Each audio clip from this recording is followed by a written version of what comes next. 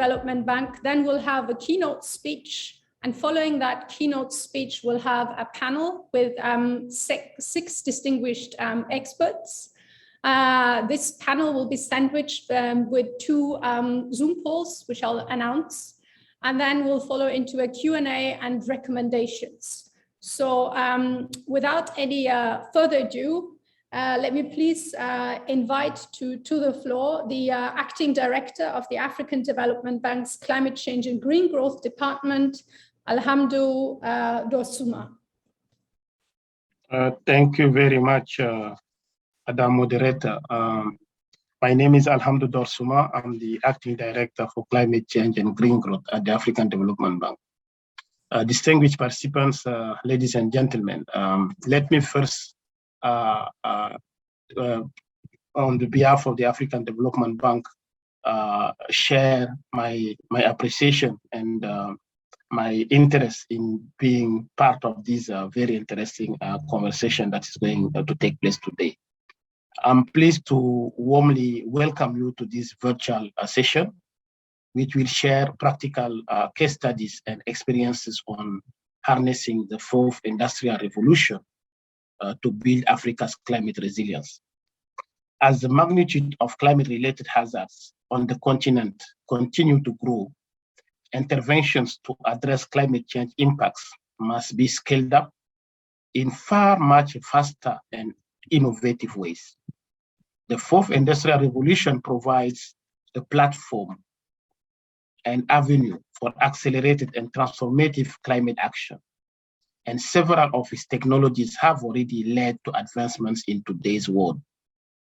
In a recent study conducted by the bank last year with the Food and Agricultural Organization of the United Nations, FAO, and the Consultative Group and International Agricultural Research, it was established that drones, satellites, geographic information systems, weather stations, and advanced analytics are some of the most promising technologies for providing solutions to Africa's agricultural challenges, which is a key sector for many countries and is greatly affected by climate change. This potential can also be harnessed and applied in other critical sectors beyond agriculture that are also highly impacted by climate change. However, the continent has still not caught up with the pace of innovation needed as compared to the rest of the world. This is to a large extent due to major limitations, such as lack of adequate laws and policies, infrastructure, financing for research and development, and wide ICT skills gaps, which impede and slow down the sector's performance and growth. If these gaps are not addressed, the continent risks being left behind rather than leapfrog to economic transformation. To address these limitations, the African Development Bank has been supporting its regional member countries through several interventions to harness its fourth industrial revolution leverage potential. Together with other development partners, the bank is part of the Smart Africa Alliance, which enables affordable access to broadband and use of information and communications technologies on the continent. The bank is also in the process of creating the Africa Fourth Industrial Revolution Fund with an initial capitalization of $100 million to raise financing and mobilize strategic partnerships to increase the impact, scale, and speed of digital transformation in Africa across crucial sectors such as agriculture, climate change, banking, healthcare, education, energy, among others. To ensure that Africa's fast-growing and youthful population is well equipped with the right and relevant digital skills to take up opportunities within the fourth industrial revolution, the bank is investing in digital skills and entrepreneurship by extending grants and sovereign and non-sovereign instruments to catalyze the digital entrepreneurship and innovation ecosystem. It is also implementing a coding for employment program to equip Africa's youth with the skills needed to secure ICT-enabled employment opportunities and skills training for high potential but disadvantaged African youth. The African Development Bank, in its commitment to addressing climate change, is also promoting the deployment and adoption of advanced technology and innovation for climate action, in line with our new climate change and green growth policy and strategy adopted in late 2021.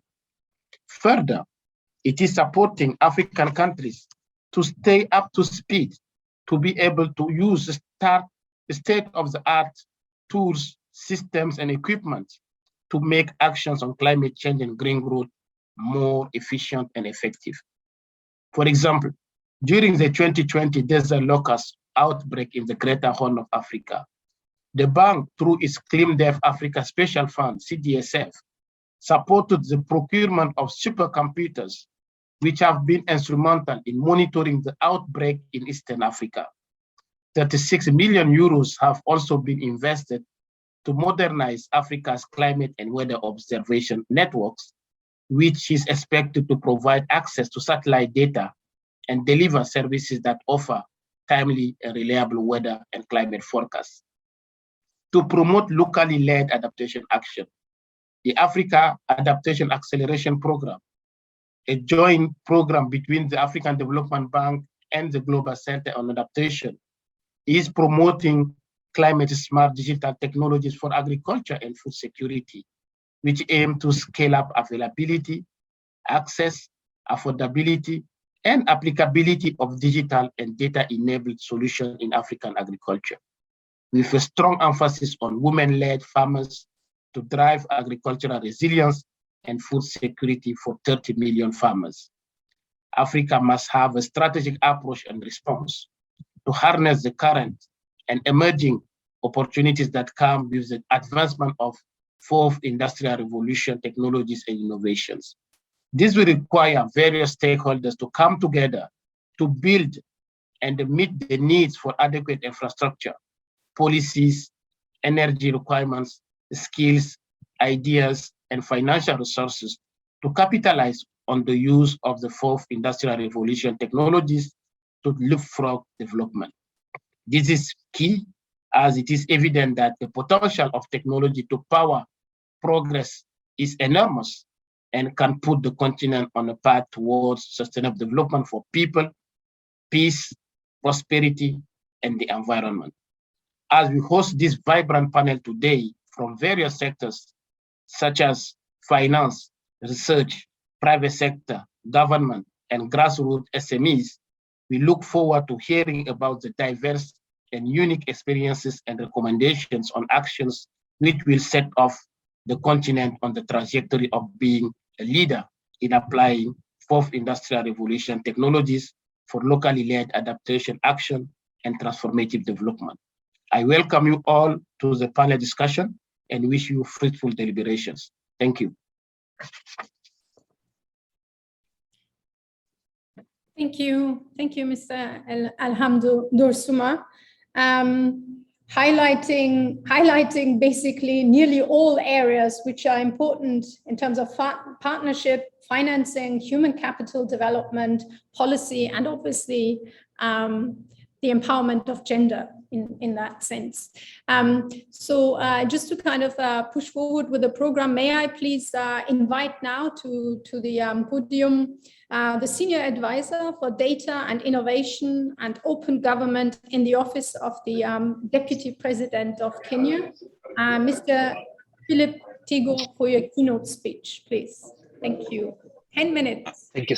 Thank you so much, Yasmin. No pressure. I'll be very quick. I think for me, the context has already been set in terms of what the fourth industrial revolution is. I think the point has been made to the extent that this is the fourth. So there's basically 3 revolutions that Africa potentially missed or was in the wrong side of those revolutions. We know the first one was steam, took about 100 years. The second one was really around electricity, and Africa was really, our resources built that. The third one was ICTs in the 1950s. Then the fourth industrial revolution, we know, happened between 2011 and 2016. And so we know now that the next one may be even shorter. And the difference between this one and the previous one is this one is a fusion basically of everything, but also is building on the last three. So if Africa really is to continue to grow, then we have to find a way that we begin to reset those foundations so that the fourth industrial revolution and the coming revolutions become an African revolution. Of course, the previous speakers mentioned the building blocks of this fourth industrial revolution, which is really artificial intelligence. I don't want to use these big words, but I think ideally for us is simply saying, listen, the fourth industrial revolution is really transforming how we live, learn, and work. It's actually integrated technology in our everyday life. We always say that if nothing enabled us to digitize, it was actually COVID-19, where all of us were forced to all of a sudden, almost overnight, get into the digital economy. But again, the fourth industrial revolution is also happening within another acceleration, which is, of course, the climate change. And so we know now that climate change is also as a result of those three revolutions that were resource intensive, were not within planetary boundaries. And so potentially the fourth industrial revolution with its technologies, whether it's carbon, and we're seeing a lot of companies are going carbon negative, can actually be able to help us begin to sort of ensure that the planet goes back to 1.5 C pre-industrial levels, but also because we do not have time. And the second thing is also that we risk, if we continue in this development trajectory, including leveraging a lot on technology. And the fourth industrial revolution through data centers, servers, machine learning, and the computing capability that this revolution has can also cause us to warm the planet more. So how do we, using these technologies, remove the 95% legacy carbon that is in the atmosphere, at the same time go greener in our development? And so, as we've said, the fourth industrial is really shaping everything, including government and how we do things.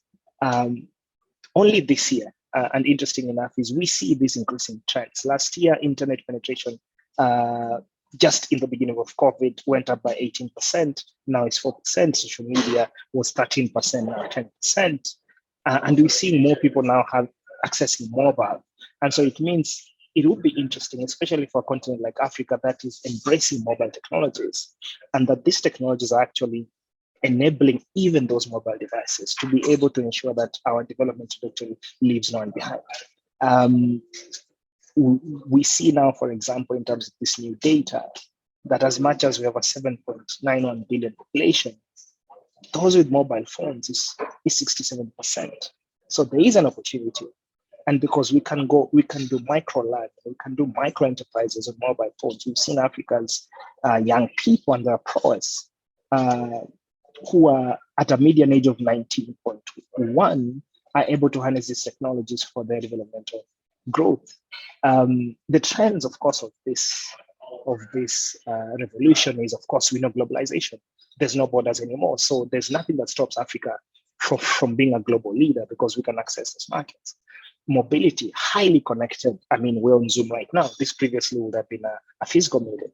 We're seeing new behaviors where we're living a public life. So we are sharing more, we're collaborating more, we are breaking more silos. So how do we transfer this into everyday life that we do? I know people have been talking about agriculture, but can we talk food systems?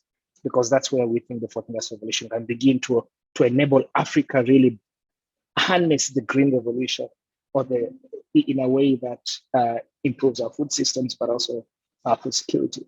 Technology, we know now that we do not have to invest in big infrastructure. We can leverage on legacy infrastructure from the West and be able then to harness that into our mobile phones to deliver development progress. Of course, we have the demographic dividend, which is our young people. We are still the youngest and will continue to be the youngest population, continent for the longest period. So how do we harness that? Sorry, I'm rushing. It's to the extent, though, that as much as we talk about the fourth industrial revolution and that imagined future, the future is now. And what we've seen COVID-19 create is a virtually new world, literally, in a way that also, if you look at companies like Twitter, they say you can work forever from home. So think about not having big infrastructure for offices, but being able to participate in development remotely without necessarily moving into cities and congesting cities, and so polluting cities. being able to be a green continent where you don't have to drive to work or commute to work, where you can work from home, as long as we begin to make those subtle investments around infrastructures of the future. But I think as much as I'm talking about the promise, there's also risk. We are seeing the current jobs disappearing. And I know the previous speaker spoke about skilling, but then the old skills are still there. So how do we ensure that people are not disrupted? And we know now that these are the 10 skills that are disappearing, but then there's a promise of more skills that are coming in and potentially more jobs. But then how do we ensure that our education systems are able to deliver those skills, not necessarily careers, skills that are able to ensure that we can handle these technologies to create new opportunities. And we see those are the 10. I will share the slide once I'm done. And for us, we think what we need is leadership. And really, it's to congratulate the African Development Bank for taking this leadership, because we need a new type of leader who can take initiative, harnesses technology, embraces soft skills, can work with data, has a global mindset, solves problems within the capabilities and tools that we have, including the panel that will come later. But at the same time, we need to build resilient systems because for us, really, technology is an enabler. But how do we harness technology in a way that we can analyze complexities? Because we have multiple complexities coming at the same time. We have climate, technology. Last year we had locusts. We have unemployment, we have terrorism. But then technology can enable us to understand those risks, anticipate, and prevent, respond to that, and essentially transform our societies. And let me end with this. If we are to lead, we need to think about building a firm foundation for the fourth industrial revolution. And for us, we see 6 things. One, you cannot talk about artificial intelligence, machine learning, quantum without data. Africa's data systems are very weak. In agriculture, only 2 or 3 countries have done an agriculture census since independence. So how are we able to ensure that that we can leverage on technology, whether it's satellite data and Earth observations, to have a census of our food systems? Second thing is energy. How do you ensure that we can power Africa? Only a third of Africa has energy. Can we leverage on technology to create new smart grids to be able to power this revolution? Third one is internet. The further you go off the edge. 5G, 4G, 3G, 2G, edge of the edge. We need equitable and accessible internet connectivity, but also without disruptions, whether it's man-made or physical or due to politics. The fourth one is capacity, which in skilling, reskilling, and upskilling. We know now that 25 to 30% of our population this year needs reskilling. How do we ensure that we have capabilities to skill, reskill, and upskill so that we can continue to keep at pace with this revolution? The fifth one is agile governance, and this is the problematic area where the current norms and standards of governance, including the normative frameworks, are unable to capture the current challenges of technology. Policymakers are too linear, technology moves very quickly. How do we create a framework that is multi-stakeholder, that we can be able to develop policies that are inclusive, but also that are responsive and not stifling innovation? The sixth one is sustainable financing. Africa really must be able to pay for this revolution. Otherwise, we seek to be in a future where power will be skewed to those who are able to pay. We know now that the dividends of technology flows disproportionately to early adopters. Worse off if somebody else pays our bill for technology infrastructure.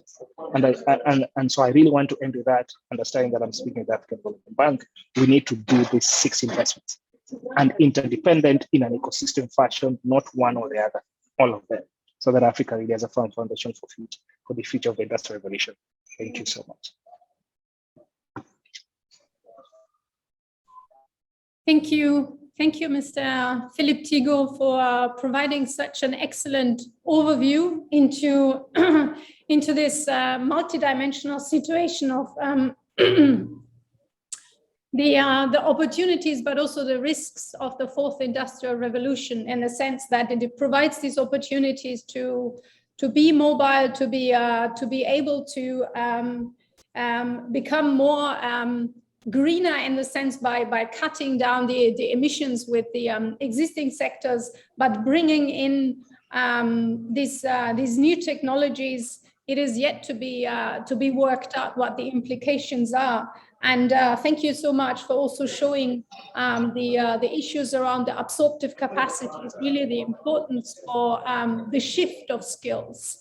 Because of existing sectors basically becoming redundant, it is important for future generations to have those transferable skills in that sense, which are really more, well, transferable in that sense, but it will be difficult to obviously project all the new upcoming sectors. But with these areas you are highlighting, which are quite important in terms of how do we prepare with this dynamic between the acceleration of technology, but also these kind of environmental global shifts. We are super excited that we have a distinguished panel, which will hopefully be able to address quite a few of those issues. So before we go to the panel, can I please invite everyone to participate in this Zoom poll? It's just 2 questions. If you could just answer the first and the second question. The first one is really around, we just want to know from where you're coming in terms of understanding the audience, the sector of the audience, and then also understanding a little bit how you see 4IR and climate change, that interaction. Right, so it's still going. Let's wait another 30 seconds until this poll is up. I think it's going another 20 seconds. Yeah, it looks like private sector, 1 person, development partners, 67%, others 17%. So it looks like it is a mixture of private sector, development partners, and other. And the majority, yes, is development partners. And it looks like quite a few of you are aware of 4IR technologies to address climate change. We'll do another poll after the panel discussion, just to see if there have been any changes or insights which have been useful. So if we could now go on to the panel. As I announced, we have 6 distinguished speakers, and we'll be having a, can we just get rid of this? We'll be having a contribution or presentation by Ken Loheto, who is a digital agriculture strategy consultant. And we'll be hearing from Ken about key elements, building blocks, and success factors that need to be considered to enable technology that address climate action in key development sectors such as agriculture. So basically, the presentation is going to look at digitization of agriculture in Africa. Even though this is going to be a sector-specific presentation, the scope of the session, as you know, is broader. We are really aiming to come out with recommendations on how we can push 4IR in Africa for climate resilient solutions, which are, again, equitable and which are informed by local priorities, local knowledge, and local expertise. So if I may invite Ken now to the podium to share his insights with us. Yeah, thank you very much for the opportunity, and I would like to extend my appreciation to African Development Bank widely for giving to FAO the opportunity to express herself on some of those issues. So I will be sharing, first of all, with you some insights coming out of the a publication that we released about a month ago on the status of digital agriculture in the 47 sub-Saharan countries in Africa. And then I will be also leveraging on how we could leverage on some of those technologies for climate adaptation. So the publication that we've done, it was in partnership with the ITU, okay. And the objective is to really provide to the various stakeholders with background information so that they can leverage really digital agriculture effectively, so that they can leverage and initiate investment program that can really support food transformation, leveraging on technology, including, of course, or to be more wide, talking about the fourth industrial revolution as well. So we have about 7 or let's say 6 specific themes that have been captured in that publication. We have talked about infrastructure, so how we can develop technology, infrastructure, the backbone, etc., in the countries.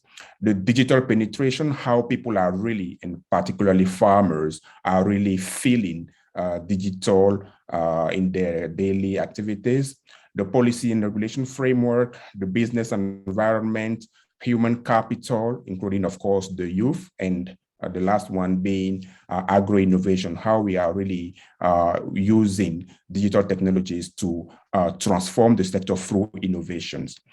And those different themes have been analyzed in the 47 countries. So we have 47 country profiles, and each profile is really covering and addressing those 6 themes.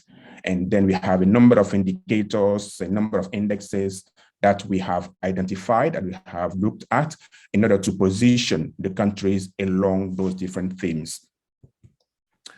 So I will just share, in the interest of time, I want to be sharing a lot, but I will be giving you some insights of the findings, some of the findings of the study. And for example, relating to infrastructure and digital penetration, what we have observed is that we having across the continent now, the rise of digital platforms like e-commerce platforms, especially because of, or thanks to, if we may say so, the COVID pandemic, and also e-government services. Initially, it was only in a couple of countries that we have those, like in Kenya and the like, but across Africa now, we are having effective government e-services that are really supporting agricultural development, but more widely, the socioeconomic development. So we are having also in some countries, even the 5G connection that are really being experimented. And as you know, this is really, really critical for the 4th industrial revolution. I don't know if people are really considering the security issues that is associated with the 5G, but this is an area where we need to really be careful when we are deploying 5G in the on the continent. So we have also, let's say, discussed and observed that the cost of data and the cost of the connectivity is still too high in Africa. For example, at the international level, it has been recommended that the monthly cost of the connectivity, especially data, is maximum 2% of the monthly income of stakeholders. But in many countries, we still have 46% of income that is really necessary before you can procure 1 giga of data.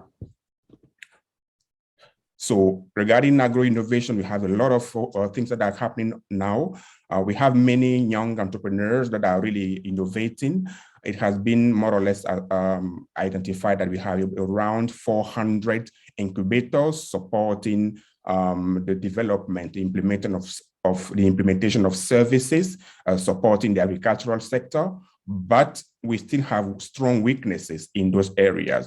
And the private sector is still weakly involved in the innovations. They are not always really, I would say, involved. So we really need to improve things at that level.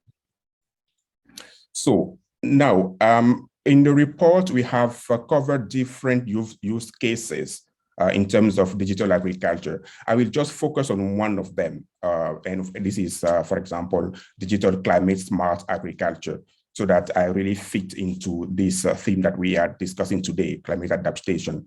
So even in Africa, we're having a lot of experiments relating to using digital to address climate change issues, especially climate adaptation. And many of those technologies could be, for example, like mobile phone, sensor, satellite, drone, etc. And for example, from the pre-production segment up to the post-harvest, you have a variety of technologies. We have drone operators. We have even an association of drone operators that we call Africa Goes Digital. They are involved in many areas. They are also in many countries in Africa now. Our organization, FAO, has also deployed some innovations in order to address the e-locust that has, not the e-locust, but the locust that has affected a number of countries in East Africa particularly. We have also what we call the index-based livestock insurance that an organization like ILRI has facilitated, meaning that it is not only crop production that can be supported with the fourth industrial revolution, I would say, technologies, but all the sectors, including livestock. But we don't have time to go too much in details. So to finish with, what I would like to say is that we have a number of challenges that we are really seeing in this area so that we can effectively leverage the fourth industrial revolution in the agri-food sector particularly. And one of them is really data. Quality data is missing. How can we really also promote strong data sovereignty, equitable data sovereignty? This is a critical problem.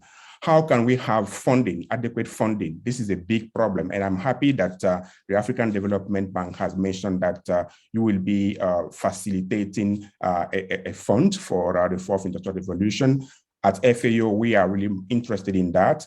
We have developed a new strategy now that will be supporting I would say, increased adoption of digital technologies in Africa. So we are willing to work with you on that issue so that we can really advance African transformation together. Thank you very much. I think I have another slide, but I will just leave it there for now. And during the interactions, I can provide additional insight. Thank you very much.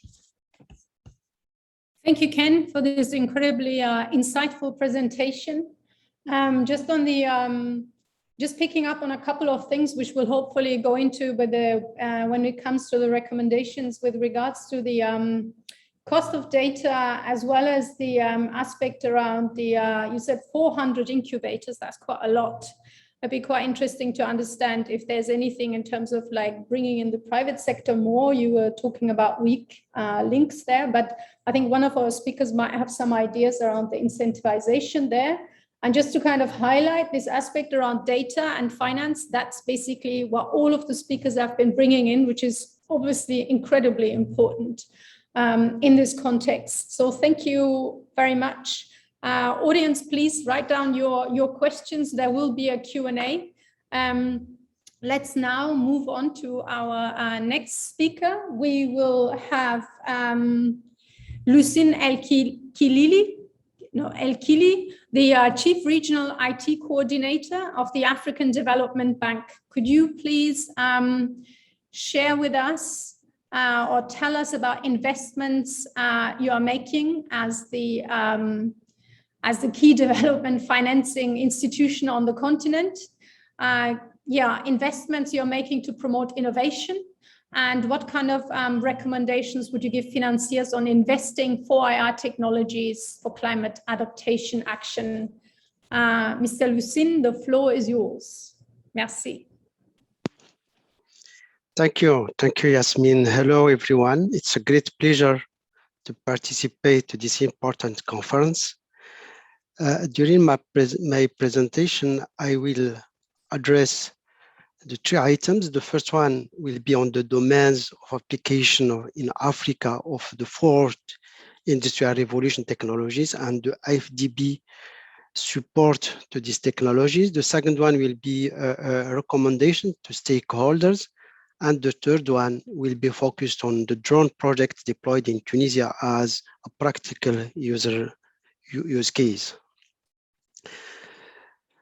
So the African Development Bank strongly supports the use of the fourth industrial revolution technologies and their application to the 5 strategic priorities. And you all now mainly Light Up and Power Africa, Feed Africa, Industrialize Africa, Integrate Africa, and improve the quality of life for the people of Africa.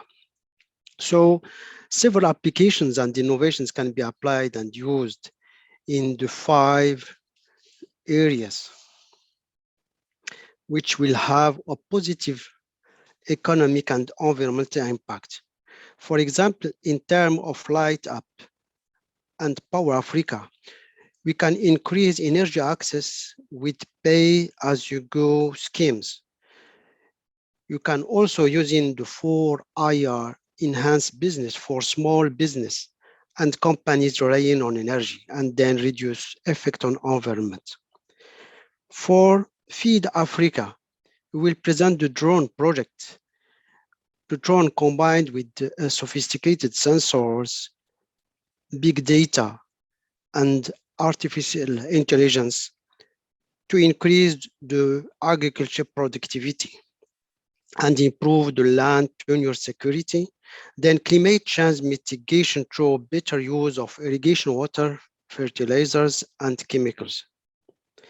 For industrializing Africa, we can increase value added in value chain by using different IR technologies.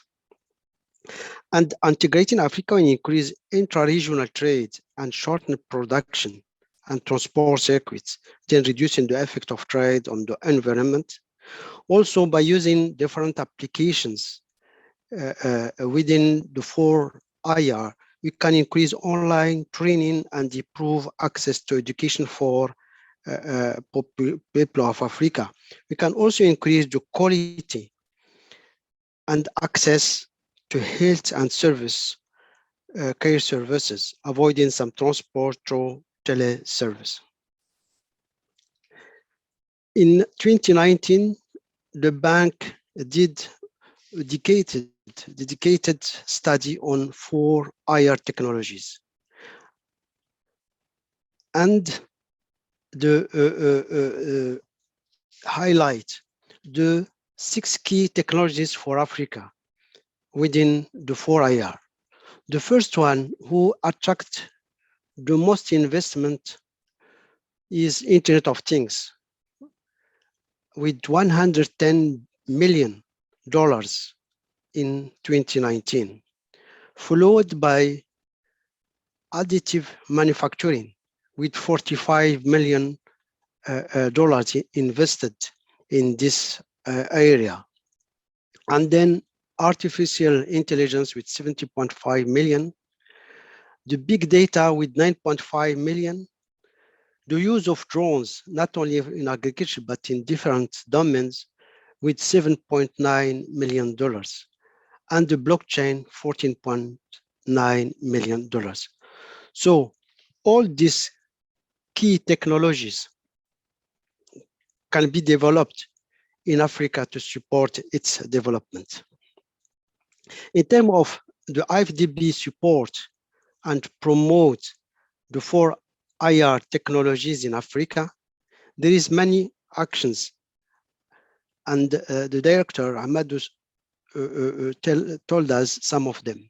For example, adopt 4 IR technology internally and serve as example for other institutions.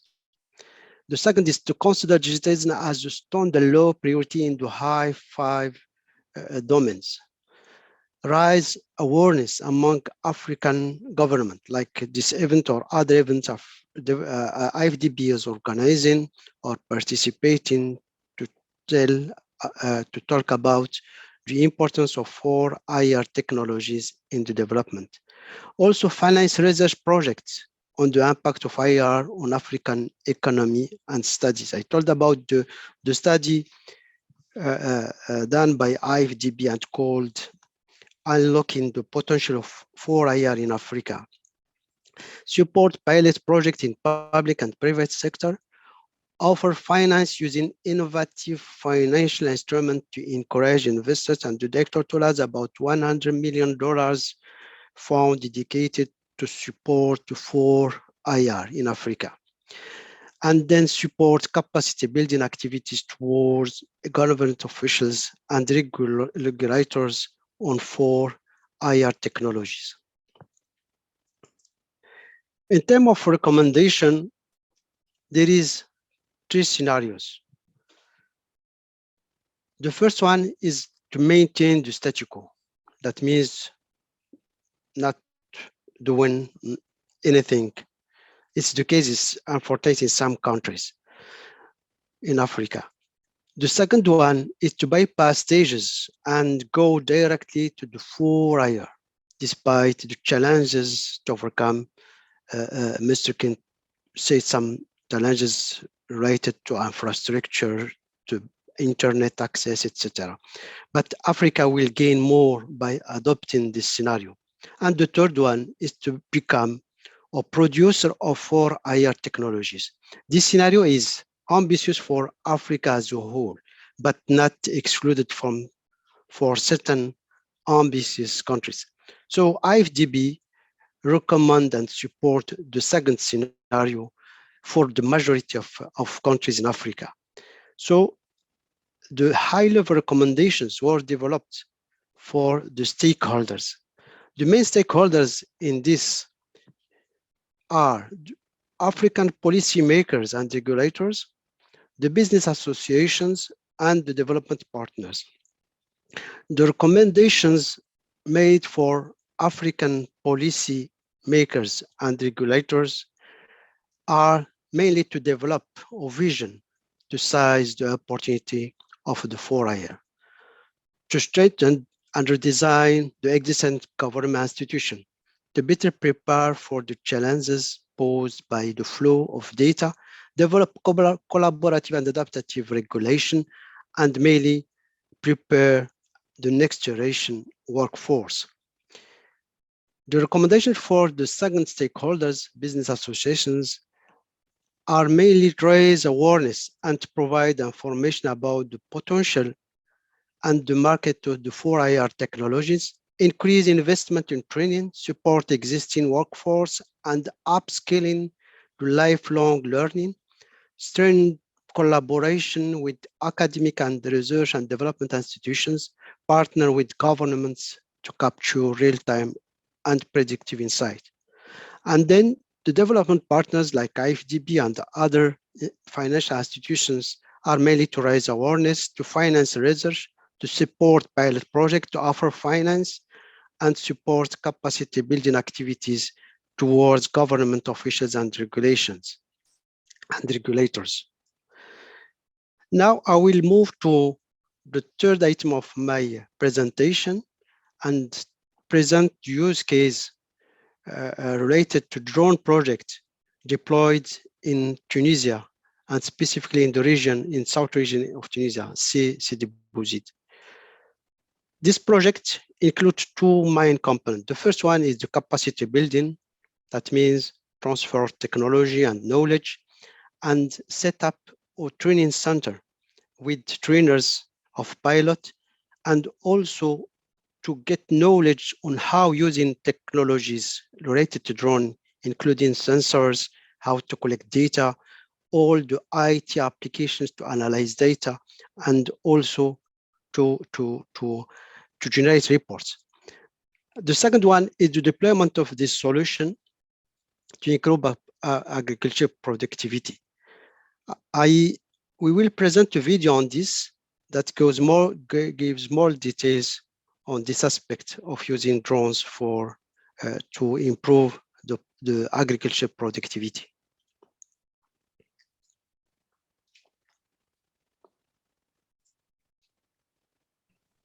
Thank you, Mr. Lucin.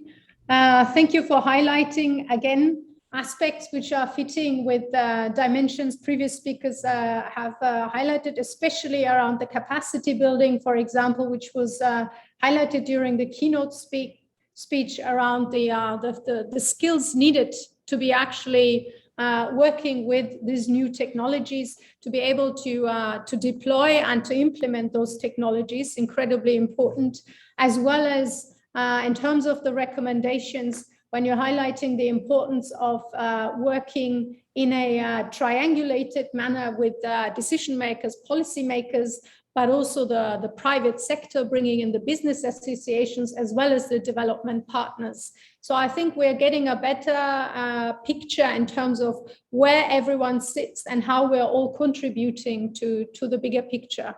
Thank you so much for your contributions, and we shall now enjoy the video. Thank you. Vous voyez tourner ces pales et ce bourdonnement si particulier de l'envol d'un drone. Si l'intelligence artificielle devrait avoir une représentation sonore, c'est bien celle-ci. En un coup, vous voyez une puissance de calcul phénoménale qui, en quelques secondes, vous génère des quantités de données que même des équipes d'ingénieurs pendant plusieurs mois ne peuvent vous livrer.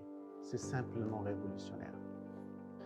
À la Banque africaine de développement, nous avons très vite saisi le potentiel de l'intelligence artificielle.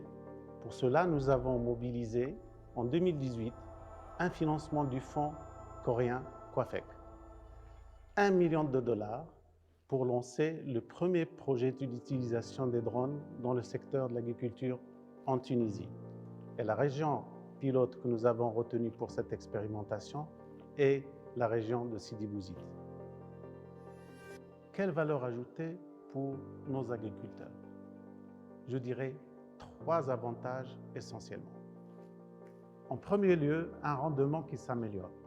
Grâce à des algorithmes très poussés, le drone est capable de détecter des maladies de manière précoce et de les traiter avant qu'ils ne touchent les cultures, bien qu'avant qu'elles n'affectent le rendement. L'utilisation de l'intelligence artificielle embarquée permet aussi d'optimiser le dosage des fertilisants dans les zones des parcelles agricoles qui sont déficitaires en engrais. Cela améliore évidemment la productivité et il est constaté que un rendement additionnel minimum estimé de 5 à 10%. Deuxièmement, une très importante économie d'eau. L'Afrique du Nord connaît un grand stress hydrique et l'utilisation des drones est une réponse à cette problématique. Avec la technique de reconnaissance d'image, des algorithmes embarqués permettent de topographier le terrain et de modéliser le réseau d'irrigation.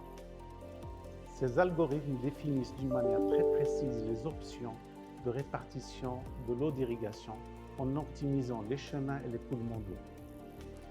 La consommation de cette ressource rare est ainsi réduite à l'essentiel. Là aussi, un minimum de 10% d'économie d'eau peut être réalisé grâce à cette technologie. Troisième avantage, des cultures plus résilientes face au changement climatique. En quelque sorte, l'agriculteur peut limiter l'impact de cette volatilité de rendement qui fragilise son revenu.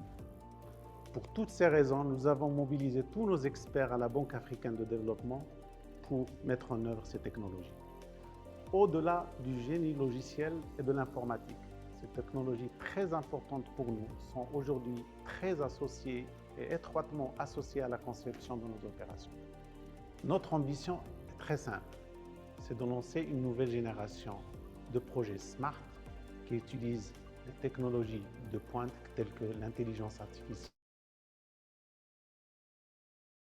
La banque travaille également à l'introduction d'un algorithme d'intelligence artificielle pour la préparation de ces projets.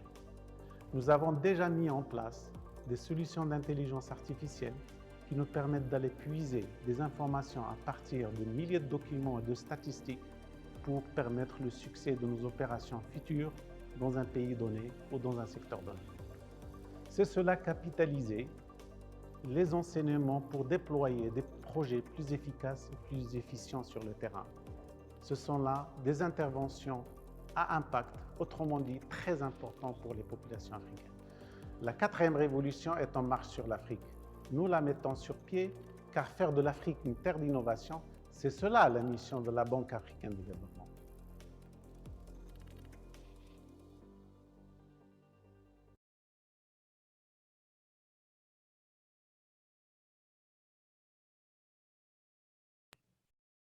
Okay, I think the video stopped there, but this was incredibly insightful and very, very impressive in terms of the application.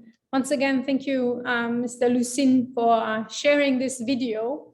Now let's move on to the aspect of the regulatory dimension. Can I please invite Mr. Bernard Banda, Acting Director, Economic Regulation in Zambia, the ICT Authority, to share your experience in terms of what is required to create the right enabling environment for interventions in 4IR technologies for climate change action. Any examples you can give on 4IR technologies being used in Zambia to address climate change? The floor is yours. Thank you very much, moderator. I hope you can get me clearly. Okay, great. I think the context has been set very clearly based on the presentations that we've shared. I think some key elements that we can pick, obviously, with regard to 4IR preparedness, as well as potentially some areas that we need to focus on. I'll give a perspective in terms of what we as a regulator in Zambia that focuses on telecommunications, what we've been doing to encourage 4IR, and particularly the focus on our experience with how we can support climate change-related interventions that are connected to 4IR. Now, obviously, we cannot promote 4IR without facilitating the deployment of infrastructure and technologies. So it is important that from a regulatory perspective, and even from a policy perspective, we try and encourage the deployment of these technologies that support the 4th industrial revolution. So if we're going to look at examples such as 5G, it is important that as countries begin to test 5G, the policy and the regulatory framework actually does acknowledge or does provide for what would be required to enable 5G testing. So this may include things like providing temporary spectrum that would be required to test 5G. This is something that we've been able to do even in Zambia, as some of our operators are beginning to test for 5G. But again, with 4IR, we don't want to leave anyone behind. So most regulators will have what is known as the Universal Access and Service Fund. So this fund is got from the private sector, from the operators. And what most regulators try to do is to use this fund to ensure that you deploy as much infrastructure as possible to ensure that no one is left behind. And this is obviously in relation to what we're talking about around 4IR. There's been discussions on skills, and I think there's also been some discussions on things to do with consumers and data protection and even cybersecurity. So it's very true, if you do not address issues of data protection, if you don't address issues of cybersecurity or broadly consumer protection, then ideally issues to do with 4IR are not likely to move very quickly within any particular country. If I look at Zambia, very recently, I think in 2021, we were able to enact legislation around data protection. We have legislation now that is more extensive to deal with issues with cybersecurity. And more broadly now, because 4IR even includes these digital transactions or intensive use of these technologies, we have now standalone technology legislation that is looking at issues to do with electronic transactions as well. So data protection is key. A regulation or laws around data protection, regulations and laws around cybersecurity are key. And of course, issues to do with skills are very, very important. Now, in terms of our experience and now linking this to climate change, one of the things that we've been able to do in our country has been to facilitate the establishment of early warning systems or technologies that particularly help our country to be able to detect or to predict the emergence of disasters such as floods or perhaps even droughts. So using technology, we're able to support even rural households, rural communities, especially those that are largely dependent on agriculture. They can better prepare for such shocks, such as droughts or even floods. And we are able to also safeguard or at least protect these communities using these early warning technologies so that they can better protect themselves even from damage such as things to do with their livestock, and generally protect themselves from any adverse effects that may ideally arise from such a shock.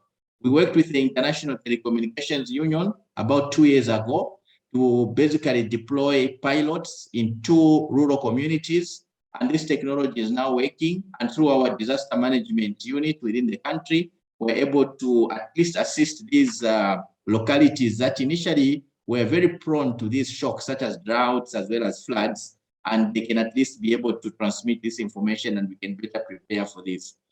Broadly at a policy level also, we have a Ministry of Green Economy.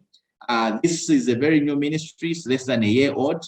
The idea within this ministry is obviously to try and ensure that they promote issues to do with climate change and any issues to do with being green or being environmentally responsive to what is happening. As a regulator, obviously, we have picked certain aspects of our mandate to ensure that then we collaborate with this Ministry of Green Economy so that whatever we do kind of responds to this. A particular example I can give has to do with our mandate to promote innovation within our country. So what we've done is that we've picked certain areas that have to do with climate change and environmental protection to ensure that some of the innovations that we are supporting from even young people as innovators respond to these emerging issues such as climate change or climate resilience, as well as environmental protection. So we don't have much time, but I think that is an overview, and perhaps with some questions I could come back to give a little bit more detail.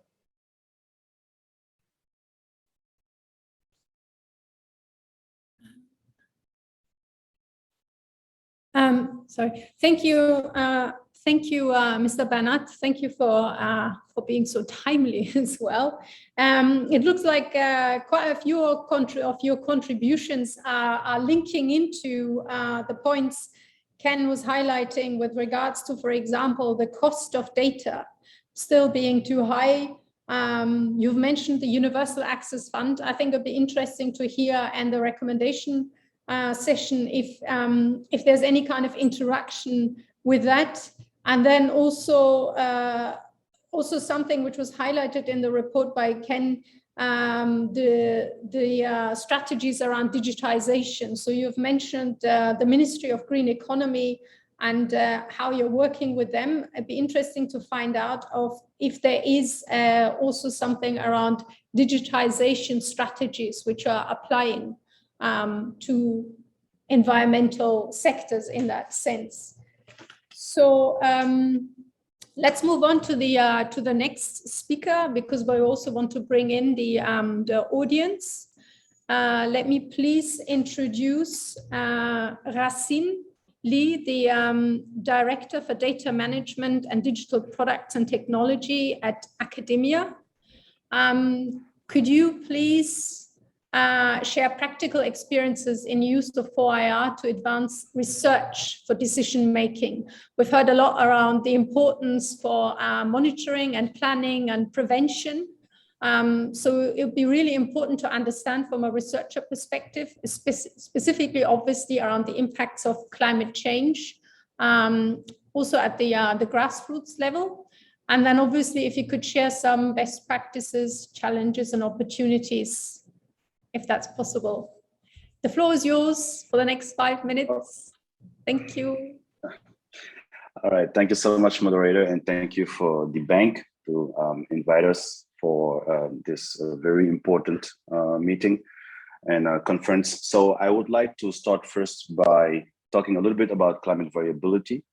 If you look at this, there is a steady and slow changes in climatic parameters, and that make it difficult to provide a climate variability assessment without multi-annual time series data. And the uncertainties of what phenomenon and amplitude that are operating to cause climate variability make it difficult to identify clear causality inferences. The learning curve about climate variability is less a causal cascade of events and more of a knowledge cascade of the same events and their correlation with climate parameters. So we've been talking about fourth industrial revolution. We'd all agree now that the biggest impact of climate variability is in food crop production or food production. And if we project the fourth industrial revolution into the agricultural sector, we have these 5 items. Agriculture 1.0, where we used to use muscles. Agriculture 2.0, about mechanization. 3.0, about chemicals. 4.0, about bioengineering. And then 5.0, where we converge, where we use the big data and AI, drones, machine learning, and all of that. So the biggest impact of the fourth industrial revolution is in predictability. So the way we look at predictability is we are in a dark room and we have a small candle in the middle. That small candle will help us to navigate and find a way out. That's what predictions can bring on the table, to inform policies and navigate through uncertainties. Now, what we risk if we don't use predictions is that we might use anecdotal facts to make predictions, and that can bring inefficiencies into solving our most pressing issues in the era of climate change. So the only thing that I want to share on the practical side is something we've been working on with within Academia 2063. Hope you can see my screen. It is called the Africa Agriculture Watch, which is an open access platform where we use remote sensing through satellite images and machine learning techniques to predict food crop production across the entire continent and at the pixel level. So what is interesting here is that prior to the harvesting period, people, stakeholders, policy, and other decision makers, farmers, and extension services can go to this platform and see where we can be short in terms of food production, or we will have a surplus. This model is based on biophysical parameters that are climate related. And then you'll be able to have programmatic action on the ground, or to plan ahead before the harvesting period and know how we can help communities that are the most vulnerable in the era of climate change and the impact in the agricultural sector. So I know we don't have enough time, but I can come back for any questions. That's what I wanted to share here. Thank you so much.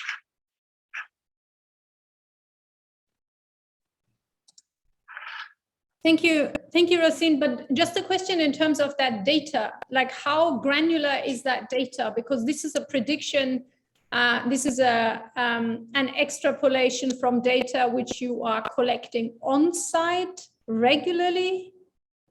Like how accurate is that data? The data is 94% accurate. So the way we built it is we based our model on remote sensing, 10 by 10 kilometers, which is at the community level. And then once we predicted the data, we compare it with data. And basically it is, we use the FAO data to compare our predictions with the data that have been collected on the ground. Okay, so you're cross-referencing, but how are you collecting the data? What is the technology to collect the data? Because I think this is what we would want to learn. Yep. Yes, satellite images for the explainability of the data. So we use satellite images by physical parameters, and the production data are collected from the ground, but with the national agencies of the countries. So we use those two data to map the satellite images and the production data, historical ones, to learn the patterns between those two inputs. And then we make predictions about what would happen in the near future. Okay. And this is basically continuous data collection, because obviously you will have different impacts. You might have rain seasons, drought, and so on and so on. So this is very granular, ongoing data collection. That's correct. We start with the first prediction. That is prediction A. That's what we call prediction A. And if we see an anomaly in the biophysical data like drought or flood, we use those new data to update the prediction, but still before the harvesting period. Okay, and sorry, I didn't focus on it, but you're covering how many countries in Africa with that? We started in 2020 and we covered the entire continent for 2020 and 2021. Now we are still following the crop calendar for 2022 to make sure we provide the predictions before the harvesting period. Okay, okay. So the data then can be used for decision making. This is the whole idea. So what I was trying to say in the beginning, how this data, this information can be used as a tool, as evidence for decision making. That's correct. So basically, if you look at the highest level of decision making, you will have judgment, you will have input data. But what we are trying to do is to provide predictions. Therefore, decision makers can add value to those predictions and take a better informed decision. Nicely put, add value. Yes. Thank you. Thanks a lot. Let's move on to the next speaker, so we can open also to the audience. So can I please now invite Tapiwa Chiwewe, who is a 4IR practitioner with experience, former IBM research Africa manager. So could you please share with us how best can the private sector be engaged in a multi-stakeholder framework in advancing and financing 4IR technologies on the continent? So in terms of bringing in the private sector, could you please share some insights with us? Thank you. Yes, yes, sure. Thank you for having me, and thank you for the question. Yes, over the years, I've worked on several climate and sustainability related projects. Some of those which come to mind include solar energy forecasting, solar system design, air quality management, and transboundary water management. And in a lot of these projects, we made use of a lot of artificial intelligence and machine learning, remote sensing, the Internet of Things, and so forth. And from these different projects, there are definitely some best practices that can be gleaned from this work. I really like that in your question, you mentioned a multi-stakeholder framework. When we speak about climate action, this is a global challenge that transcends boundaries and affects our common well-being. And, as the size, scope, and complexity of a problem increases, as it is with climate change, a multidisciplinary community approach is required to tackle the problem and to make advances at scale. But beyond this is not enough. There also needs to be very good coordination amongst the different stakeholders. So this speaks to the coordination, and it touches on aspects such as the coordinated mass participation, access to competencies, a broad set of competencies, and the integration of resources and skills wherever they are located. Now, with this, what starts to come into focus are public-private partnerships, or PPPs. Here we can find government agencies, universities, research institutions, NGOs, and private companies coming together to tackle this problem of climate change. And as we speak about PPPs, it's important to keep in mind the critical success factors for public-private partnerships. These include, for example, the sharing of risk. The appropriate allocation and sharing of risk includes the political support, public support, and transparency. So these are some of the critical success factors. And I think in a lot of the work that I've done, it has involved multiple different stakeholders. In particular, for the transboundary water management project, perhaps I can touch on that a bit later. But what I can say is that from a private sector perspective, sometimes the business value is not very evident, which raises a question: why get involved? Why should we participate in a particular initiative? I think one positive development over the recent past has been the rise of stakeholder capitalism, as well as impact investing. And this is driven by, on the one hand, a greater realization by business leaders and a greater sensitivity around social issues. We've seen significant shareholder activism and also a considerable amount of social pressure.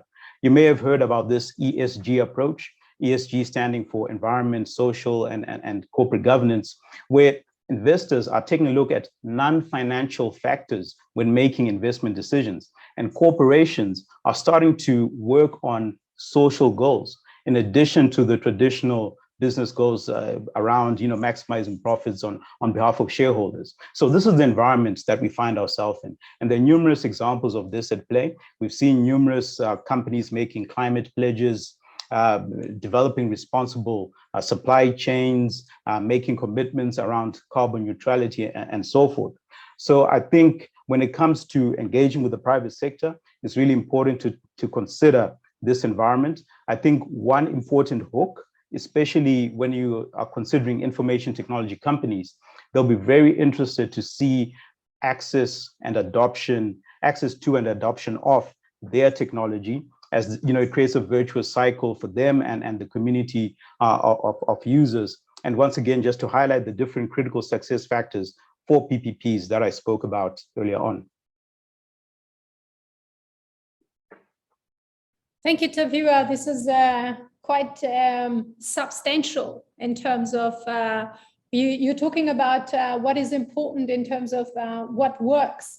And so what then doesn't work, or what needs to be kind of improved. So you were mentioning the aspect around the business value is quite important in terms of adoption when launching the technology. And then you're also mentioning the ESGs, which are basically high up on everyone's agenda as we are all trying to achieve the SDGs. But what are the things which aren't working, in the sense that, is there anything else you can kind of bring in where you say, this is where things have gone, I don't want to say terribly wrong, but this is something which needs further improvement in addition to the aspects you are mentioning, the sharing of risk, obviously, and transparency. This is quite important, and it also highlights that relationship of the PPPs. But are there any aspects in terms of you saying where we need to learn a bit more, what doesn't work, and how can we improve that?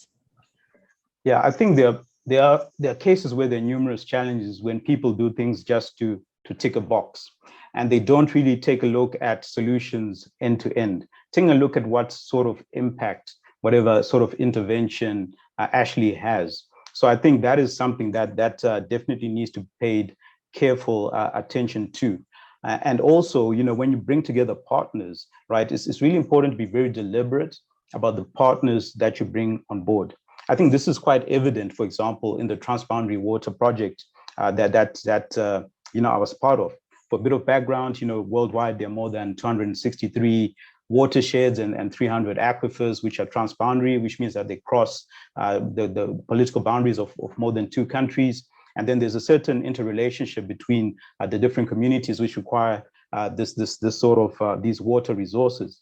And you can actually use AI to help better manage these water resources. And what we did there is that we put together a very deliberate consortium where we had funding partners, right, in the form of USAID, in the form of the SADC Groundwater Management Institute, the South African Department of Science and Innovation, and we also had technical partners. For example, the United States Geological Survey, they've got significant expertise when it comes to environmental science. And us as an enterprise IT company, we specialize in a lot of the different 4IR technologies, and we have different platform tools that can allow different people to create their own solutions, right, that are fit for purpose in their particular context. And then we had some management partners like the Water Research Commission here in South Africa, Winrock, and NGO. They are well versed in managing these sort of collaborations. And then we also had the different project teams from different universities. So all of these organizations came together. It was a very deliberate consortium. Each person was very clear on what their role was and where they could add value. And I think from a private sector perspective, our contribution was not just financial. We also did significant work in terms of technology transfer, in terms of skills development, which was very useful for the different project teams from the universities who are actually developing the different solutions. So I think to have that sort of mindset, being very deliberate and thinking through what the outcome is going to be at the end of the day, and ensuring that you're sufficiently capacitated to deliver on it. Thank you. It's quite inspiring to hear that there's quite a lot of depth to all the different aspects you are highlighting, and obviously you are bringing this whole kind of panel also together in the sense to say everyone needs to have their purpose in their contribution, so that there is complementarities and synergies in the most effective way. And I think this is what we're all trying to do here.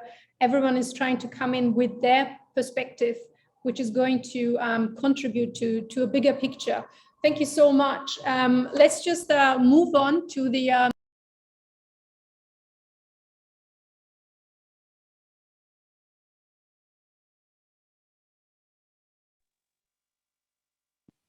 Yasmin, you're muted. Sorry. Can we please move on to the next speaker, Juvelin Nigum Nigwa, the founder of Bleakley Waste Management Limited. Could you please share with us how your company Bleakley is applying 4IR technologies in working with communities at grassroots level? What impact are you creating, and what are the key areas of support required for SMEs to accelerate and scale application in 4IR technologies for locally led adaptation action? Thank you so much. It was yours. Okay, hi everyone. Thank you so much for this wonderful opportunity. Yeah, I am currently the co-founder and CEO of Bleakley Waste Management. It's based in Cameroon. So if you hear over the news like every day or maybe every week or every month during the rainy season, you hear that there is flooding in communities, but many people don't know the cause of this flooding. You'd be surprised to know that one of the major causes of flooding is poor waste disposal. This waste disposal on streets is quickly leading into drainage channels. And when this rain pours down, it causes the rain cannot pass through the drainage channels, and the waste materials is clogging the drainage channels and is causing flooding, especially in communities that are out of the control of municipal authorities. So we are coming in with our 4IR technology, that's the software for drones, to detect poorly disposed waste on drainage channels, waterways, and then work with informal waste collectors to collect the waste, and then sell to recycling companies, both in local and national markets. So the way the software works is that the software guides drones along trajectories that finds poorly disposed waste on channels and then outputs reports. So once the photos from the drones have been taken, our software will label issues such as plastic waste, metallic waste, electronic waste, and separating one physical waste from the other on physical sites, so as to prevent this issue of flooding, and also to prevent the issue of water contamination, which are the positive impact of our solutions. So I'm going to talk about what support can be given to small and medium-sized enterprises, especially those who are in the sector of the 4IRs. First of all, most of them, especially these local SMEs that are providing climate adaptation solutions, they need financial support, be it in the area of grants, equity financing, or other capital support to accelerate their solutions, especially in the local areas. These SMEs also need individualized support, such as coaching, mentorship, consulting services, especially from international experts and mentors. And they also need a direct market linkages to international buyers, government contracts, and to other multinational corporations. And thanks to the African Development Bank that had to support our innovation in 2021 through the Youth Adapt solution at the COP26, it's been able to grant onto us a mentorship and coaching support already, and we are actually scaling our solution. So we are on on a mission to combat poor waste disposal that is causing water contamination, flooding, especially to the low communities that are out of municipal control, and then working with these local community members to collect the waste and make wealth from it.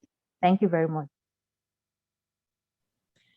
Thank you, Juveline. That was incredibly insightful as well, again, and very, very interesting in the sense that you're deploying drones to detect the waste and then basically unblock those blockages, and those will have multiple implications, not only the flooding, but as you say, also contamination and then further disease in that sense, potentially malaria and things like that.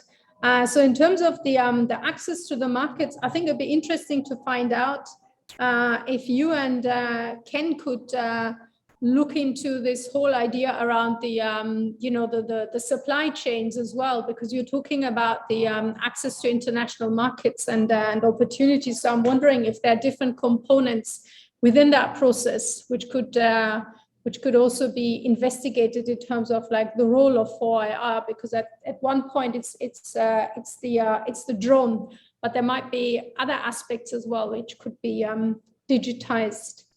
Thank you so much for your contribution. I will now open the questions to the audience. Would the audience like to pose some questions? Please put it in the chat or raise your hand so we can give you a voice. If you would have a question, please.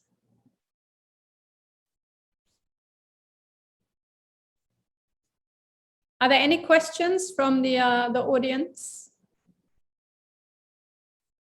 Or are there any questions to each other? In that sense? No? Two participants raised their hands. I cannot see.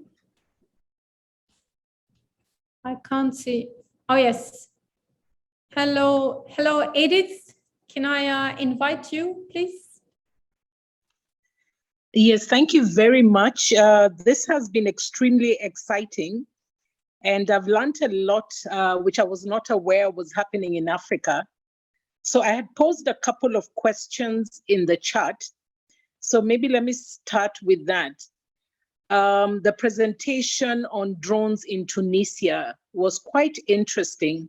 And I asked myself, I thought about the typical farmer in Africa usually operates about 1 to 2 acres, so very micro scale. To what extent can these technologies be used or are being used at that level? I'd really like to hear a few examples.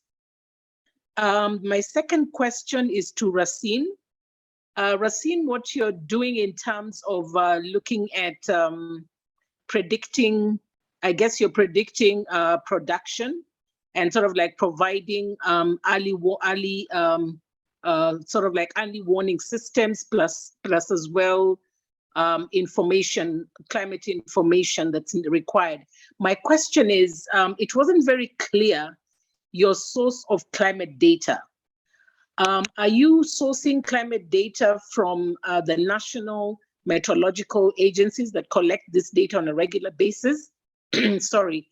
Or is it the simulation that you're able to do it through satellite imagery and so on? If you could please illustrate that, that would be helpful.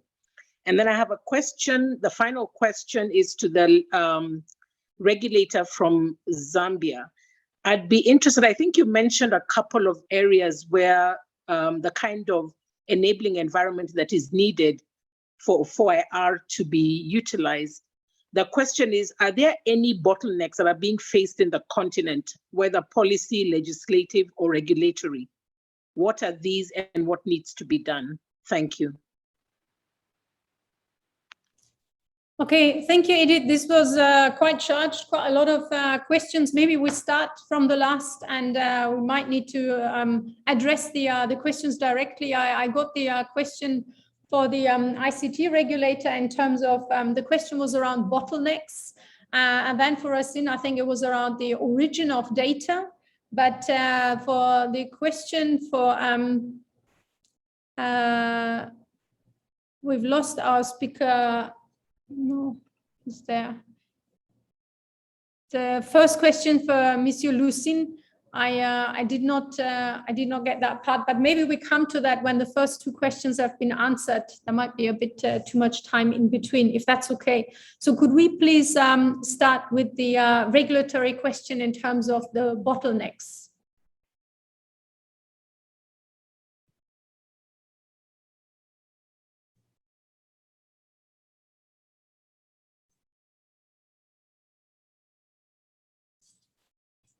Mr. Bernard, you are mute.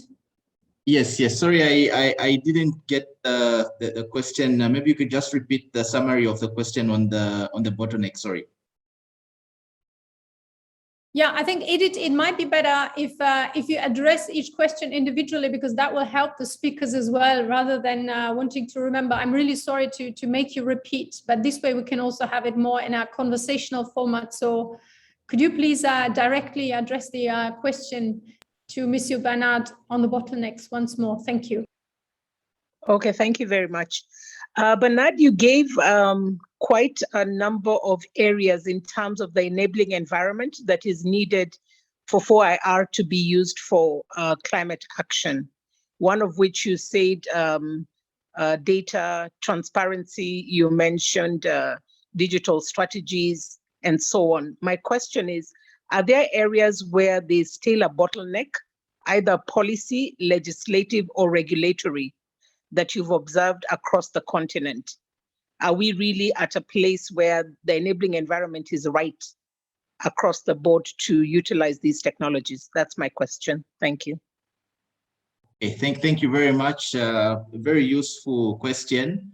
Actually, following the conversations around what are the issues and how do we need to prepare better for 4IR, the areas of intervention largely border on where do we have the gaps. So when we talk about infrastructure, we are still at a place where most of our infrastructure is still around 2G, and we should be talking around a minimum 4G or 5G.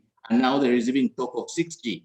So how do we then move from 2G, where we're basically talking about very basic access, to high capacity type of technology that can then actually unlock 4IR opportunities? So that's one of the aspects around technology or infrastructure. Then we come to the issues of data protection, and perhaps even where we start talking about security and consumer protection. Now, what you find obviously is that innovation usually moves so fast, and then what we see then is that regulation or policy or broadly the legal framework is playing catch up.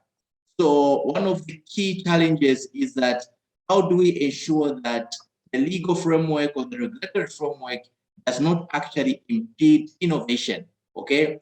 While data protection laws or even cybersecurity regulations may be well intended to address certain aspects around consumer safety and security of these platforms or these networks, what we see is that these same limitations that we put could actually also limit innovation. So the challenge there is that what is the balance in order to ensure that we drive benefits both from the aspect of trying to promote innovation that basically leverages on 4IR to address even issues around climate change, but also how do we ensure that we harvest the opportunities that come from pushing innovation around these technologies. So when we look at all these aspects around how can we basically better drive these aspects, there are obviously certain challenges or gaps that we can obviously also speak into. There was a conversation on affordability, and I think there was even reference to the cost of internet. So you find that these new technologies, high capacity technologies, obviously are new and they require new investments. And in order to be able to cover these costs, it is important that the price that basically the consumer is going to meet is able to then sustain investments in these technologies. On the other hand, this issue of the cost also may pose as a barrier to uptake. So we want to push higher capacity. We want reinvestment so that these technologies are available to basically facilitate 4IR. But the limitation is that this may also come at an expense of how do we manage the affordability aspect so that there is uptake. So those are some of the issues, obviously, that we can speak into, and it's a bigger or broader policy strategy. It's a bigger policy discussion in terms of how we basically ensure that we balance the two aspects around ensuring that the enabling environment is there, but also we address these bottlenecks, but still able to harvest the benefits of 4IR.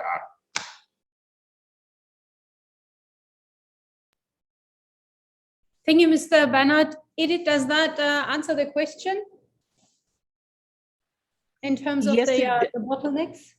Yes, it does. And I think Bernard has brought in some interesting perspectives. Thank you. Thank you, Mr. Bernard. Yeah, now, Edith, can we move on to the second question you had? I think it was around the origin of the data Mr. Racine was using. Was that correct? Yes, that's correct for climate data. Mm-hmm. Thank you. All right, Mr. thank you. Thank you, Edith. Thank you, moderator. So in terms of climate data, we use satellite images. So just to clarify, when we build the model, we have two types of data that we need. The data that can explain what is going on the ground and we believe is important for crop growth, and then the production data on the other side. Now, what we're trying to do is to map the two data sets. So in terms of data that we believe will explain crop growth, we have the vegetation index, the rainfall data, land surface temperature, 1 meter above ground, day and night, and evapotranspiration. Those are the four data we are collecting from satellite images.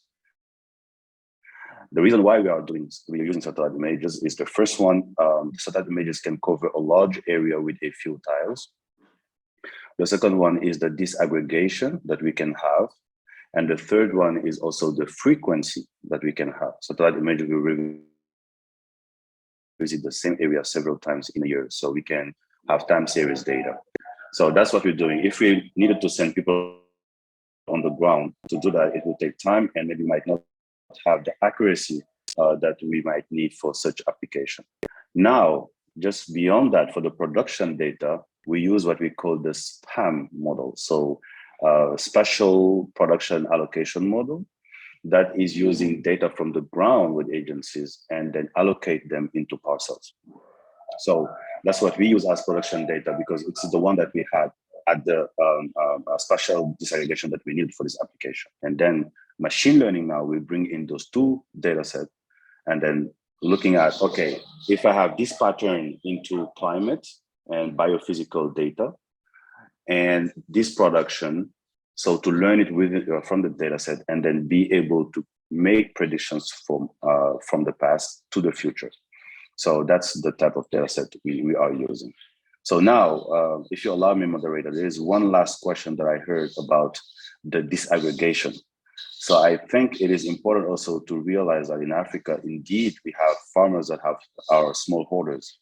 And then our application now is 10 by 10 kilometers. That's why we are moving to 10 by 10 meters with satellite images that will help us to go beyond those 10 kilometers grid cells. Because if you want to really target people and just to help them, or to have specific policies that we can apply to specific communities, we need to have that disaggregation and avoid the one-size-fits-all approach. So that's just one addition remarks that I wanted to share. Thank you. Thank you, Racine. And so these farmers are then part of the data collectors themselves? No.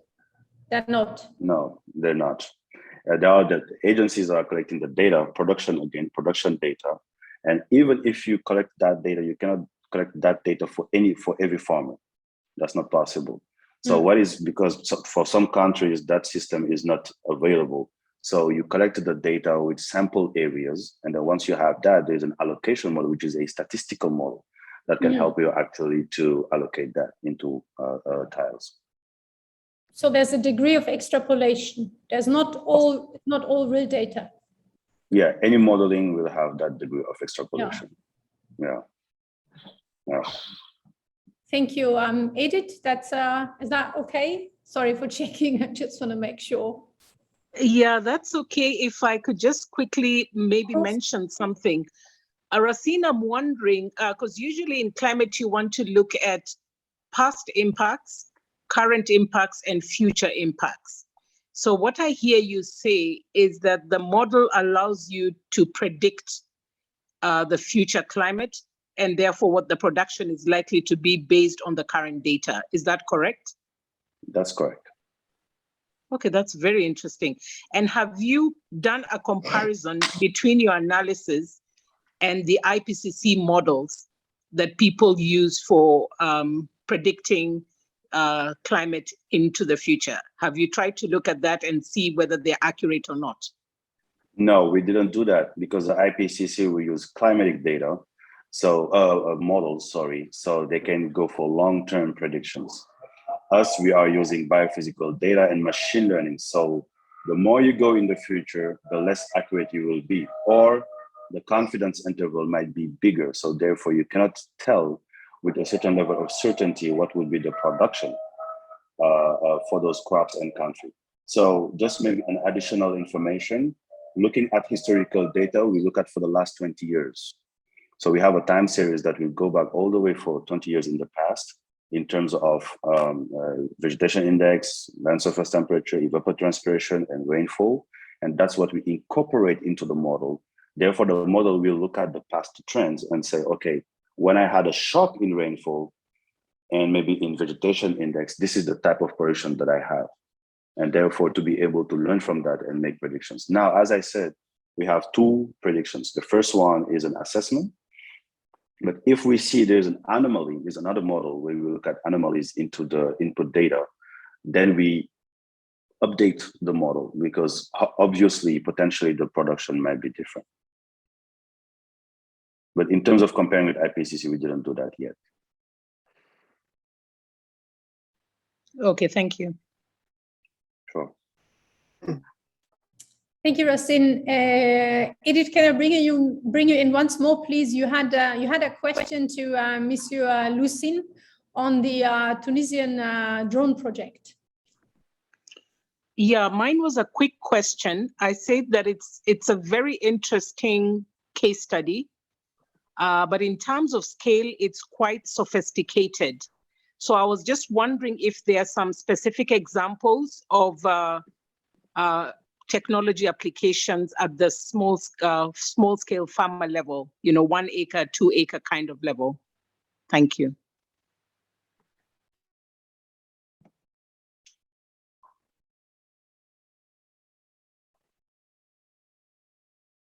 Monsieur Lucine, vous êtes là? Yeah, sorry. Thank you for the question. Yeah.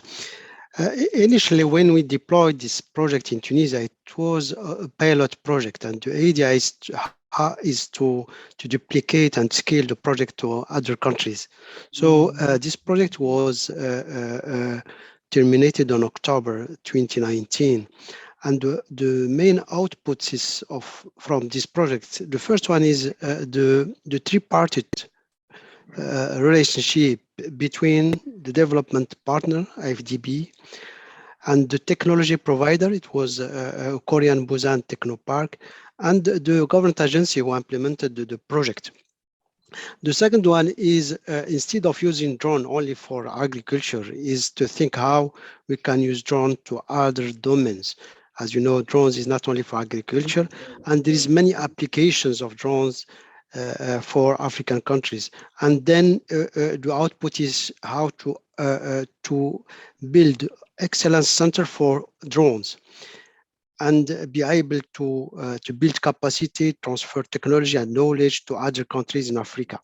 And the third output was to target regions instead of countries, because you cannot go country by country, but the idea just to optimize investment and set up excellence center for a specific region. So COVID has slowed certain activities and changed priorities, but it's in our work plan to work on these 3 pillars. Thank you.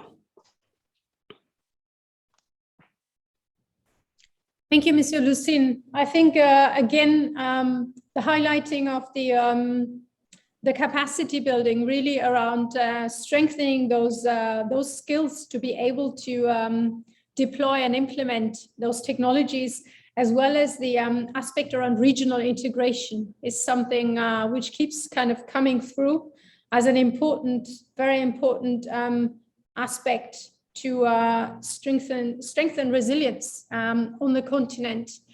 Olu Ayaji, you've raised your hand. Would you like to ask a question? Apologies if I mispronounce your name.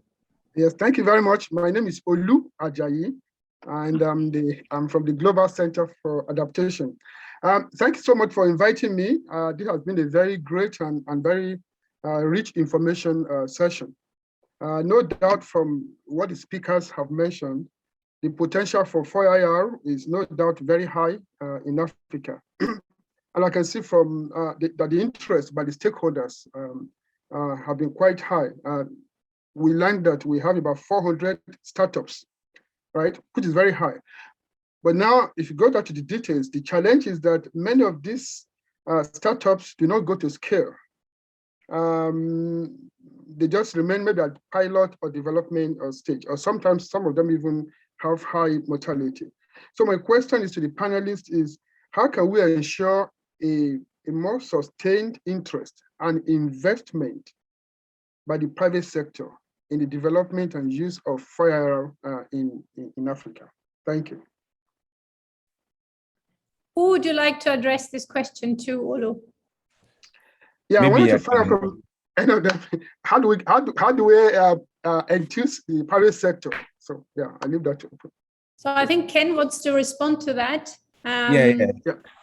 Let me try some, and maybe other colleagues can come in. And thank you very much, Olu, for the question. First, I would like to maybe specify that when I was mentioning the number of, when I mentioned the number 400, I meant incubators, not specifically the startups. I believe that we have actually more startups in Africa that are in digital ag tech. When I was at CTA, Technical Center for Agriculture and Rural Cooperation, I work with about 800 of them, even though if most of them were still young at the time. So I'm pretty sure we have many, many more. But Olu is quite right. Many startups are not actually let's say, having sustainable business model, and also because many of them are young, they are having difficulties really to sustain, to be sustainable. So we really need to support them better. And clearly, we have a number of them that are actually learning to deploy sustainable products. There are not many, but many of them in every country of Africa today. We have at least one young entrepreneur that is really offering impactful services. But generally, they face challenges in relation with, for example, access to finance in order to scale their product, or they face challenge with the acceptability of their solution by the farmer, because sometimes the farmer is not well, I would say, prepared to accept those services because they don't fully understand, or because they don't have the means to pay for them. So because of that, the companies really are not growing enough. And I would like to say that we also have another policy or financial, or I don't know, business problem, which is that we are having many, let's say, companies that are not initially from Africa that are investing also the ag tech sector, and that are also bringing, I would say, stronger competition to the young entrepreneurs that are trying to develop their services. So this is also creating challenges for many local entrepreneurs who are striving to offer services. So how do we make sure that while we are open we try to also protect somehow or help our young entrepreneurs to really innovate and to cope with the global competition. This is a problem that we'll be having more and more in the agtech sectors, because this competition is, how can I say, preventing many companies to also strive. While it is good because we also having, I would say, great innovation from outside Africa that are coming into the sector. So this may be also a kind of regulation issue. So how do we really maintain local innovation and support local innovation? How do we provide finance for local innovation?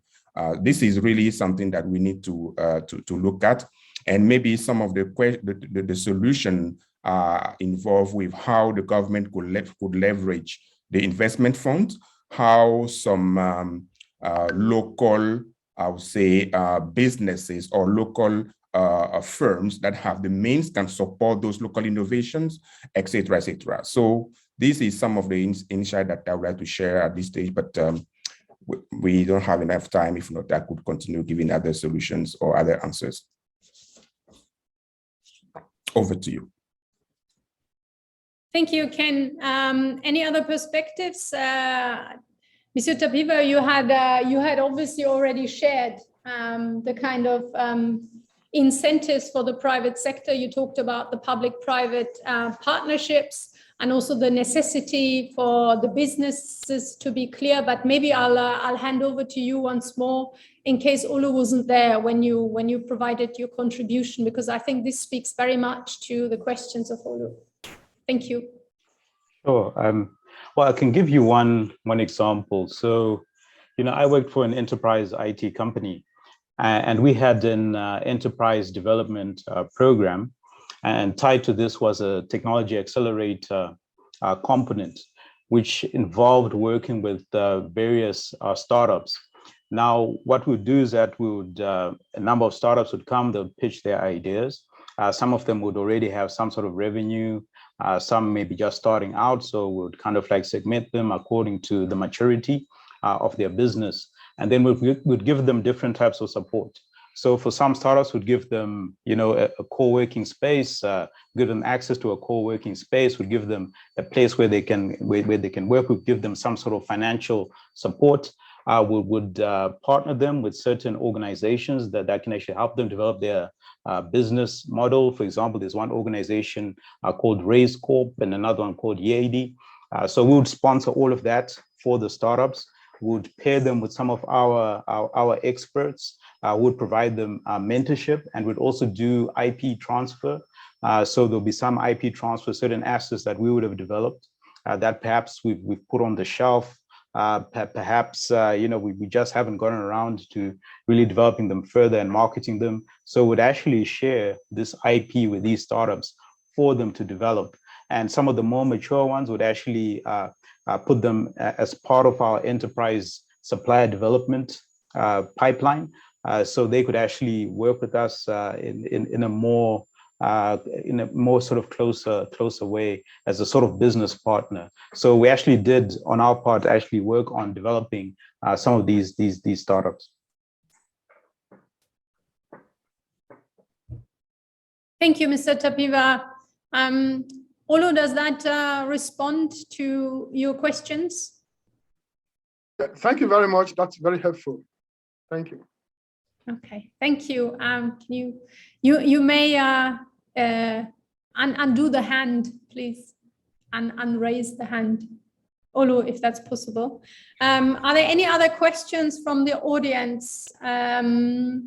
Because we're coming to the point of recommendations. Are there any other questions from the audience? No, doesn't look like that. So can I please invite the speakers in terms of your recommendations? So you have a minute or two, because we're already running late, let's say 2 minutes each. Ken, may I please start with you in terms of your recommendations going forward? Just kind of reflecting on what has been said, because there were quite a few areas which have been identified altogether.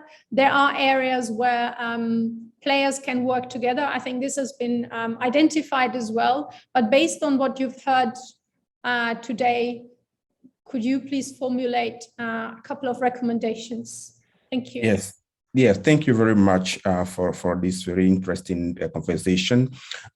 First, my comment will be that we really call all stakeholders from the different, I would say, profile, UN, government, and others, so that we work more on the issue of data in terms of really how are we ensuring that we have more data sovereignty in terms of agricultural data, particularly.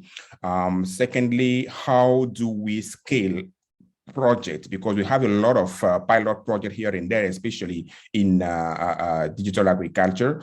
It is true that when you are starting, you need to do pilots, but many stakeholders are now that they are fed up with pilots. So we need to have a more bigger projects. So how can we join forces so that we can implement bigger projects, learning from the different experiments that have been done? We also need to have more, we have a lack of knowledge on the best practices, particularly when it refers to digital climate smart agriculture. So we need to build more knowledge in that area. And I would like also to touch two other issues. First of all, the issue of digital agricultural strategies. The African Union is currently developing an agricultural digital strategy, but we really want to let's say, encourage all countries to really develop and also implement effective digital agricultural strategies, because this will help really to bring more efficiency in how we address, I would say, agriculture with for IR or any, let's say, more broadly, digital agriculture. And the last one is regarding women.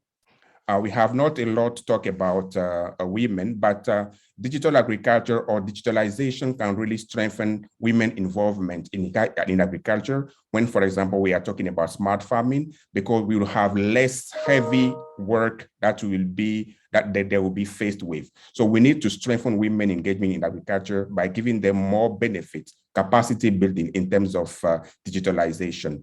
So I will stop there for my recommendation. Thank you very much for the opportunity once again. Thank you, Ken. Can I please invite Monsieur Lucine to share some recommendations with us? Thank you, Yasmin. For us, the recommendations are addressed to the three main stakeholders. The three main stakeholders are, first one is the African policy makers and regulators, the business associations, which are all the groups involved in the new technologies, and development partners. All the three stakeholders are called to invest more in building capacity and prepare the next generation Africa 4.0 workforce.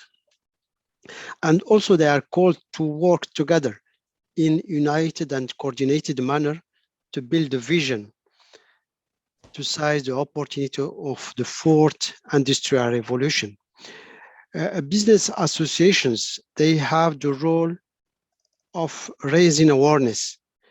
There is still need, because it's a big chance, and there is still need for awareness and provide information about the potential of the 4IR. Development partners, they are called to finance, support project, support research and research and development, and also raise awareness along with business associations. I think this is the main recommendations for the three main stakeholders. Thank you. Thank you, Monsieur Lucine. Monsieur Bernard Banda, could I please invite you for some recommendations? Thank you very much. I think basically I would summarize my recommendations into three broad points. Number one, I think we need to see how we can create an enabling environment that supports the delivery of infrastructure that can support 4IR as well as responses to climate change or enhancing climate resilience. Particularly, we must take advantage of the universal access funds that exist within most of our countries to support deployment of ICT infrastructure, but more now from just extensive access to even enhancing capacity, such as 5G and 4G. In addition, also, we need to have an enabling environment that supports experimentation or testing for these new technologies. Secondly, I think it's the regulations as well, or the regulatory framework to support 4IR, as well as responses to climate change that leverage on 4IR. Here we're looking at having in place laws such as the data protection law, laws that support consumer protection, as well as cybersecurity, to ensure that we can have interventions that basically leverage on 4IR for climate change and resilience. And lastly, I think we must also have an enabling environment to support innovation. So this innovation can be from the broader supply side, where operators can obviously experiment or provide or test certain products that can support climate resilience. And I will give some examples from our own country experience, but also how do we encourage the broader innovation ecosystem to take advantage of the existing technologies to respond to the challenges around climate change. I think those would be my 3 key recommendations based on the discussions this afternoon. Thank you. Thank you, Mr. Bernard. Racine, could I please invite you for some recommendations? Yes, it won't be long. I think they said a lot of what I wanted to say, which is great. I think the first one is just how can we investigate data systems? We've been, we're hearing food system, human system, but here data systems is not only data gathering, but once you gather the data, where do you store it? How do you make sure it's available? How it's accessible? We build products on it and data visualization to share it with people that are the most vulnerable. I think that's a big niche. We can do a lot of work, but how can we make sure that people on the ground will get that information and adopt best practices in adaptation and mitigation? Mostly adaptation. That's the first point. I think we need our countries to invest in that. And then the second one is also how can we have use the 4IR in our countries to assess where we are at in terms of climate mitigation adaptation. Now today, how can we assess our greenhouse gases emissions within our countries to inform policies?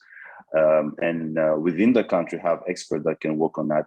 And drawing from the experience from the biennial review at the African Union, the Comprehensive Africa Agriculture Development Program, we've been working on the accountability process into assessing where countries are at in their plans.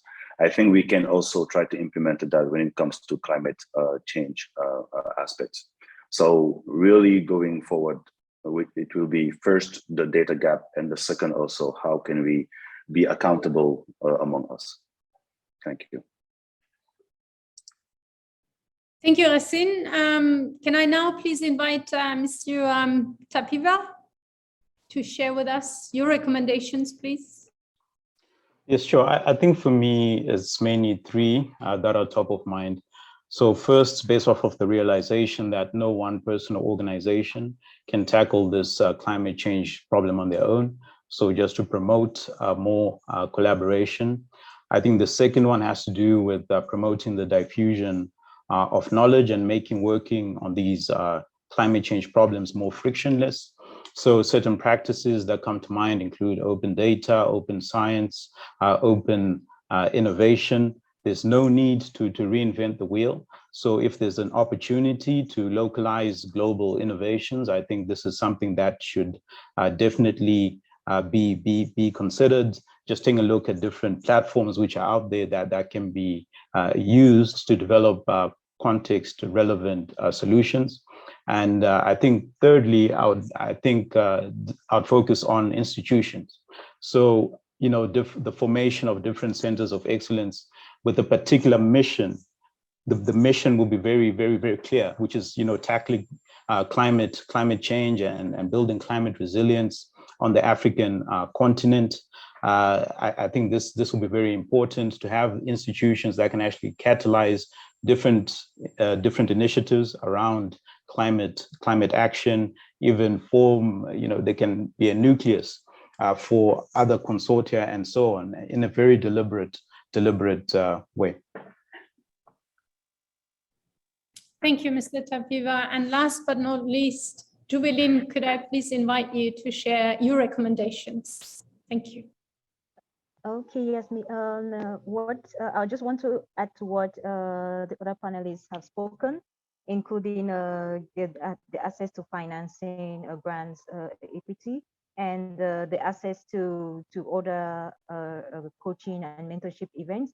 I want to say we should focus most of our activities on those who are the grassroots levels, that those who have local impact.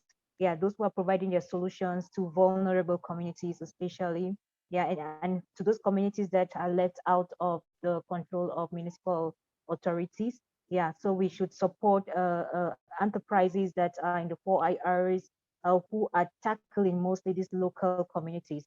And then we provide them this financial support and individualized support, such as the mentorship and coaching and consulting services, especially coming from international experts and mentors. Yeah, that's more of what I'm recommending. Thank you for your recommendations.